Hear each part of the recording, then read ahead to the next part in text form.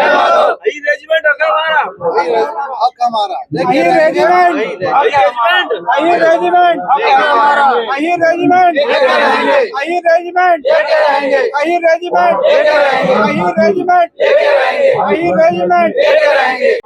1962 Bharat China का युद्ध, ऐसा युद्ध जहां रेजांग ला की लड़ाई, आपको पता होगा कि किस तरीके से कुमाऊं रेजिमेंट के जो लोग थे वो लड़े, जाबाजी से लड़े और 114 के करीब लोग शहीद हो गए। कौन लोग थे वो लोग यादव थे, वो लोग अहीर थे।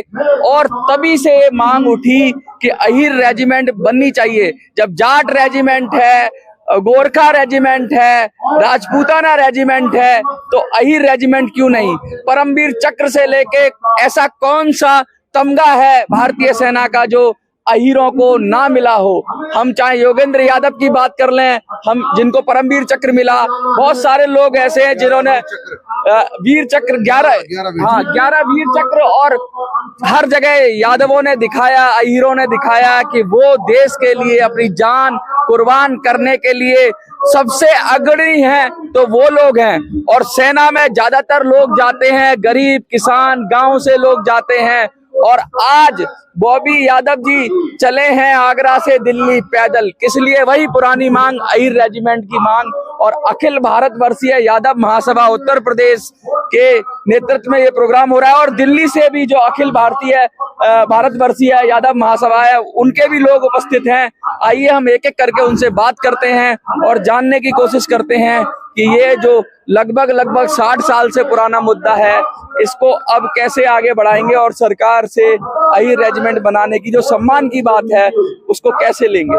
सर, हम लगातार इस डिमांड के लिए सालों से सतत प्रयासरत हैं और हम ये चाहते हैं ये हमारा आंदोलन शांतिपूर्वक रहे और हमारे शहीदी ऐतिहासिक को देखते हुए सरकार को इस पे अपना जो है समर्थन देना चाहिए और सरकार को इसको पूर्ण रूप से हम सबको देकर यादव यदुवंश गौरव का सम्मान करना चाहिए। 11 गैलेंट्री अवार्ड, 1 परमवीर चक्र, 4 स्पेशल अवार्ड, 1857 से शुरू हुआ वीर यादवों का इतिहास। आज जो है 1962 चुसूल 114 शहीद हुए यादव, जिन्होंने सबने सीने पे गोली खाई, किसी ने पीठ नहीं दिखाई, हथियार कम पड़े तो बटों से लड़े, शरीर से लड़े। उसके बाद कारगिल में, चाहे जैसलमेर में, जितनी भी शहादत हुई, यदुवंश का गौरव सदा सर्वोपरि रहा। कभी उन्होंने पीछे कदम नहीं हटाए। हमारी सरकार से एक ही डिमांड है, एक ही मांग है शांतिपूर्वक, कि हम सब के शहीदी इतिहास को देखते हुए, बलिदानी इतिहास को देखते हुए अहीर रेजिमेंट उनको हमारा हक देना चाहिए। मैं दिल्ली का कार्यकारी अध्यक्ष संजीव यादव, मेरे साथ महिला अध्यक्ष है हमारी बहन श्रीमती सरोज यादव, बॉबी यादव जी का ये प्रयास है, हमारे यूथ अध्यक्ष हैं प्रदीप यादव, कि किस प्रकार सरकार के घर घर तक जाकर हम लोगों में जन जागृति करें ताकि सरकार जागे, हमारे इतिहास को हम लोगों तक पहुंचाएं और सरकार से सब निवेदन करें कि ये जो हक है हमारा वो हमें मिलना चाहिए। ये जो हक की बात हो रही है, अब तो सेना में महिलाएं भी बढ़ चढ़कर हिस्सा ले रही हैं और खासकर जो यादव या अहीर महिलाएं हैं वो भी काफी बात कर रही हैं। मैं आपसे बात करूंगा, लेकिन मैं साथ साथ मैं बॉबी यादव जी के पास आना चाहता हूं। कितना कठिन रहा ये सफर जो पैदल चले आए? ये मुझे कुछ कठिन नहीं लगा। मेरे दिल्ली प्रदेश अध्यक्ष जी, गाजियाबाद मैं देख रहा हूँ आपके पैरों का, एक बार मैं कैमरामैन से कहूंगा आपने कि दिखाइए कि किस तरीके का संघर्ष है, कि पैरों में छाले पड़ गए हैं, पैर सूज गए हैं, खड़ा नहीं हुआ जा रहा है। इतनी कठिन अपने आप को कष्ट देने के बाद ये भी एक तरह का सत्याग्रह है, सत्य का आग्रह है। सत्य यानी जिस तरीके से अहीरों को उनका सम्मान नहीं मिला, हक नहीं मिला, उसके लिए आग्रह और पैदल चलकर लोकतंत्र में अपना आग्रह दिखा रहे हैं और लोग आपको समर्थन दे रहे हैं। क्या लग रहा है? सरकार अभी पहले भी जंतर मंतर पे बहुत बड़ा प्रदर्शन हुआ। अपने दर्द को यहाँ मेरी माता जी, बहन, भाई, सब बाबूजी वगैरह, इनको देख के मैं अपना दर्द भूल गया हूँ। मैं इस की तैयारी इसलिए की थी, आगे जो हमारे युवा हैं उनको मालूम पड़े कि हमारे एक समाज है, उसका बहुत ही ज्यादा देश के प्रति बलिदान शुरू से रहा है। महाभारत में देख लीजिए, उसके बराबर कोई, कृष्ण के वंशज हैं हम कृष्ण के वंशज हैं और हमारा एक हर जगह सहयोग रहता है। लेकिन हमारे समाज की अहीर रेजिमेंट नहीं है और समाज की रेजिमेंट हैं, तो बड़ा पीड़ा सी होती है। जब मैं इस महासभा में जुड़ा, जब मुझे जानकारी हुई, तो मैंने पहले भी कई अपने सीनियरों के साथ इसमें कार्य किया। पोस्ट कार्ड अभियान चला, उसमें बहुत बढ़ चढ़ के हिस्सा लिया मैंने। हमारे सत्यप्रकाश जी हैं, जयप्रकाश जी हैं हमारे मथुरा के, अब वो नहीं रहे हैं। मैं उनकी तारीफ करता हूँ कि उनका बहुत सहयोग रहा समाज के लिए। और अब मैं इस पैदल चलकर एक ही उद्देश्य है कि जो मैं वहां से निकला हूं उन युवाओं को मालूम पड़े, ये मेरी बात उन तक पहुंचे, जिससे कि वो भी इस पे जागरूक। क्या लगता है युवाओं को आगे बढ़ना चाहिए? और वैसे युवाओं में बहुत सारे कम जागृति है अभी इस रेजिमेंट को लेकर, युवा अपनी जिंदगी में मशगूल है। क्या लगता है आपको किस तरह से? मैं संजय यादव, खांडा आगरा से। ये हमारी मांग जायज है। ये 50-60 साल पुराना मुद्दा है और ये मुद्दा तो हल्का नहीं है। देश में 26 करोड़ यादवों की संख्या है। उस संख्या को देखते हुए जितने भी यादवों ने युद्ध लड़े हैं, 48 का ले लो, 65 का ले लो, 71 का ले लो, 99 कारगिल युद्ध ले लो, संसद हमला जगदीश यादव ने अपनी जान न्यौछावर की थी, उसमें परमवीर चक्र योगेंद्र सिंह विजेता रहे थे। तो कहीं ना कहीं सरकार इसमें हर बार विफल रही है और हमें जितने भी यादव समाज से लोग आते हैं सब यही विनती करेंगे कि सब लोग एकत्रित रहें और सरकार जब तक ये हमारी यही रेजिमेंट नहीं बनाती, ये धरना जारी रहेगा और आने वाले समय में बड़े स्तर पर धरना होगा शांतिपूर्वक। यूपी और बिहार जैसे दो बड़े राज्य जहां अक्सर कहते हैं कि सरकारें भी रही हैं, चाहे वो मुलायम सिंह यादव हो, चाहे लालू प्रसाद यादव हो, सरकारों की तरफ से क्या प्रयास किया गया? सरकारों ने हमेशा हमें सपोर्ट किया, लेकिन ये राज्य सरकारों के अधिकार क्षेत्र से बाहर की बात है। इसे केंद्र सरकार ही पूर्ण कर सकती है।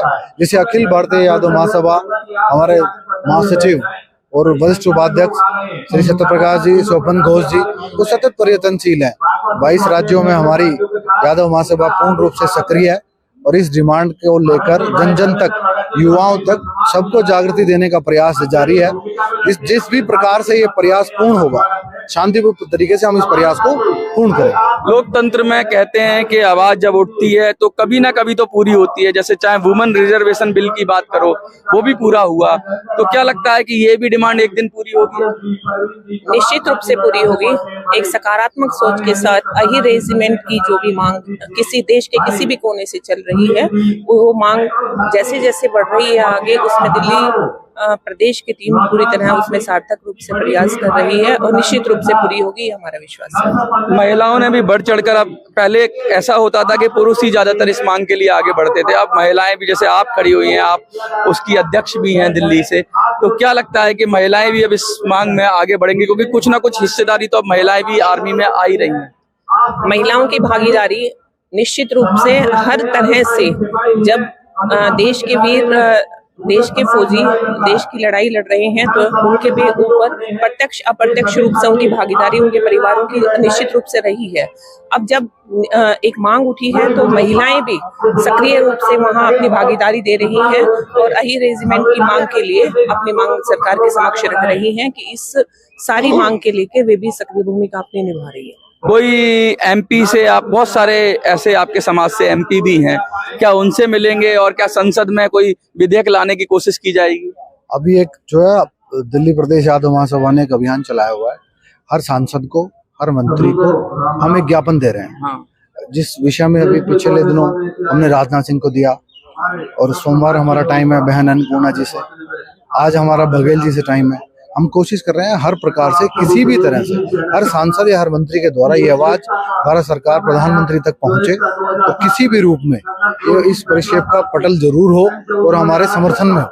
ये देखिए, लगातार जो कहते हैं ना अहीर रेजिमेंट की मांग, जो 60 साल से भी पुरानी ज्यादा मांग है। वैसे तो बहुत पुराना इतिहास है, बताया इन्होंने बताया 1957 की बात करी, 1857 की बात करी, जब पहला जो स्वतंत्रता संग्राम हुआ था। लेकिन उससे पहले भी यादवों को देखा जाए तो उनका इतिहास में पूरी तरीके से योगदान रहा है। और एक ऐसी कौम है जो हमेशा लड़ी है, वो अंग्रेजों से लड़ी हो, मुगलों से लड़ी हो, चाहे वो कोई भी जो भारी आक्रमणकारी थे उनसे लड़ी। और अब जब देश आजाद है और सेना के अंदर यादव वंश के लोग या कहते हैं अहीर जाति के लोग पूरी तरीके से दमखम दिखाते हैं। और जैसा कि पदकों के बारे में बताया कि ऐसा कौन सा पदक है जो इस जाति के नाम ना हो। बेशक वो कुमाऊं रेजिमेंट थी, लेकिन थे तो वही 114 सपूत, अहीर सपूत। उनकी याद में अब भी लोग कुछ ना कुछ आहिर धाम चुसूल आज भी वो स्थित है लद्दाख के दक्षिण क्षेत्र में।